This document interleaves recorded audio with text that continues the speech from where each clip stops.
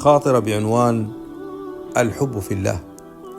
الحب في الله مكتوب به سبلا، تفتح السماء به أبوابا وأبوابا، فمكانتك في علم الإله هوى سرمدي. إن شئت ميزان العدالة فاستمع رويا، وانصت لقول يقيم الحق إنصافا، واحذر تصغر سمعك لمن خان الورى وقد أساء حديثا وافترى أوصافا.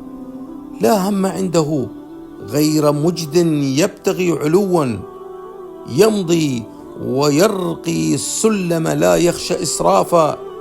ينسى قلوب الناس لا يحفل بمشعر، ويزيدهم هما ويفرقهم إسفافا. كم من بري خانه النقل المضلل إذ لم يقس ما قد قيل أو يوزن إنصافا. قد جاء في وصف الإله بأنه فاسق، من كان نبأ الزور منه القول إجحافا.